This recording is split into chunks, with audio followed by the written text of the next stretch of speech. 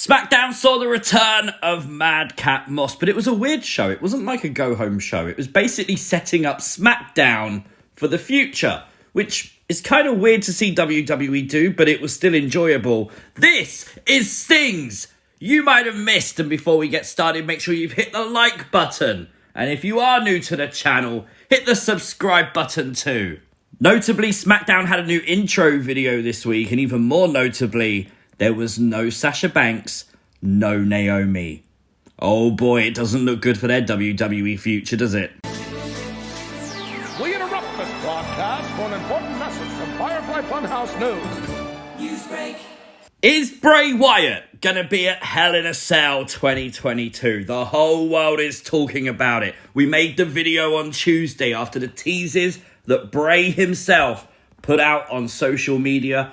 And oh my god, it's all I've spoken about on Discord and Twitter since. The world is abuzz.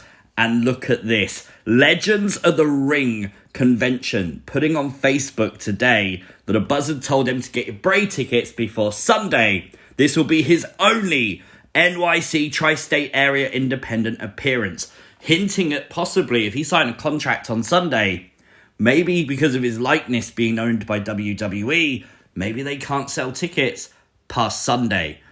Oh my, if this happens, I promise you, if it happens, check out my video on it because I'm going to be a little bit excited. We'll see.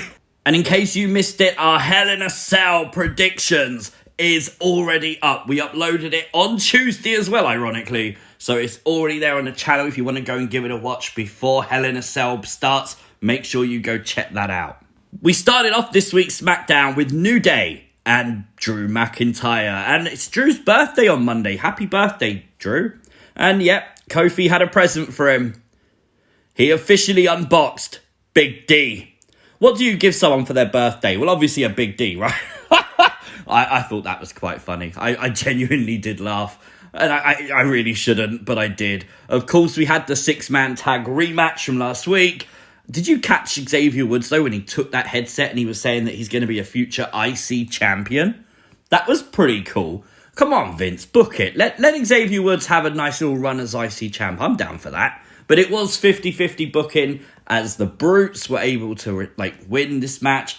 Is this not the end of the feud? Then I thought last week was a perfect end to it with Xavier getting the win and stuff. So, I don't know. Maybe we're going to get Drew facing Sheamus or something. Madcap Moss return. Oh, this was great. I love this. This ambulance spot definitely reminded me. It had flashbacks to the Fiend emerging from the ambulance, but all be aside, he looked great. Gone are the suspenders. Gone are the jokes. He looks amazing. This is a guy that I can see just from the physique, just from the body, and the promo was good too. He could be a future world champion. A bit of tweaking, bit of work, of course, but I think he's got it. And you know what? Taking that character of joking away, this was the perfect transition to get him where he needed to be. And he got fan reactions. That's the most important part. They had a match. It ended quickly with a DQ. Moss was going to do what Corbin did to him, but with still stares, until, obviously, officials came out. Where were those officials when it happened to Madcap Moss, though? Come on. We did find out they're going to fight at Hell in a Cell in a no-holds-barred match. That should be pretty damn good. I'm okay with that. Something else I'm okay with, Ricochet versus Gunther next week on SmackDown for the Intercontinental title. 100% we get a new champ next week, right? This has got to be Gunther's to win. This has to be. And I think this is going to be a start of a very long reign as IC champ for Gunther. And you know what would be cool? If he won the IC title, let him feud with Cesaro, because rumours are Cesaro is close to re-signing with WWE. Dirt sheets have been reporting it all day that he's likely to go back. Obviously, nothing's confirmed yet. There's no announcement he signed or anything like that. But it looks like, apparently, Cesaro is due to go back to WWE. I hope for SmackDown. They need him over there. Where were the animals? There was no CGI animals for Riddle's entrance. I'm so heartbroken. Awful. Absolutely awful. The tag match happened. Nakamura kneed the stairs. The Usos kicked the back of the knee. And then the referee threw up the X. Nakamura was escorted out by officials. Was this a work?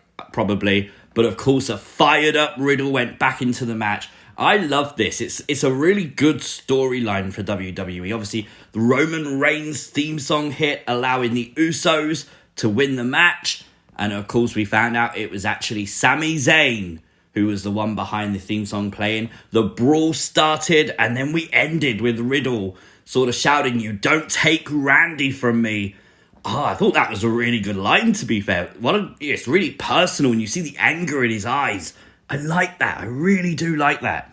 We had a 6-pack challenge for the Women's Championship #1 contender spot. Aliyah was locked in the locker room, conveniently with a cameraman, which I thought was quite fun. And then, of course, another cameraman was outside. Why did he not open the freaking door? I don't know, obviously. I mean, someone actually did, because Aliyah came to the ring, so it can't have been a key issue or something. What do you do, just film a woman being trapped? I don't even know. I like the actual idea of this, though. The idea that they gave it a reason and said that this was because Ronda Rousey asked for this to crown a #1 contender. We did get a botch in the match as Aliyah was dropped directly on her head by Shayna Baszler. That looked like it really hurt as well. Aliyah seemingly was okay, thank God, but it looked brutal. It was Natalya that won. Again, very brutal. Twitter was not happy. We're going to get Ronda and Natalya again. I think this is obviously WWE panic stations. They want to give Ronda a victory. This was meant to be Sasha. This isn't going to take place at Hell in a Cell as far as I'm aware. They said it was going to be for the future. So probably a Smackdown at some point. I don't know. But it's okay. As long as it makes Ronda look better than what the feud did with Charlotte, I'm okay with that. I think it'll be okay. Lacey Evans is on SmackDown next week, apparently. Is this the new Veer Mahan thing? Do you remember Veer Mahan was coming forever? Is Lacey Evans going to flip-flop between brands coming next week, every week? Like, what is going on with Lacey, man? Oh, come on. Honestly, I want to see Lacey Evans back. Hopefully, next SmackDown, we get Lacey Evans back. Please. Max Dupree has found the first face of his modelling agency, and it's going to be revealed next week. See, this is what I mean. They was really building up SmackDown's future rather than Hell in a Cell, mainly because there's not many SmackDown matches at Hell in a Cell, but I'm okay with this. It makes the shows entertaining, and if you watch this week, hopefully you're going to watch next week too. We got a kiss cam.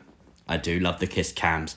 I think these are brilliant segments. Did you notice Humberto completely skip the guy and then go straight to the woman and kiss her hand? But this was the lucky lady who was officially on the kiss cam this week. There was a lot of boos around the arena as well, which I thought was kind of strange. I know they're meant to be heels, but they don't normally get that many boos. It's a bit strange. Pat McAfee called this the Liv Club. I love that name. Can we keep it? I don't want Finn to turn now, please. Keep him as a Liv Club. Talking of Liv Morgan, she has officially been signed to a role in a movie. Many congratulations to Liv Morgan. That's huge. The star power of Liv continues to grow. Hopefully, WWE are acknowledging that fact and seeing that star power grow. Not just on WWE TV, but outside of it too. And hopefully, this starts a massive push for Liv. Dancing Shanky is back again. This time he actually got Samantha dancing as well, which I thought was quite fun.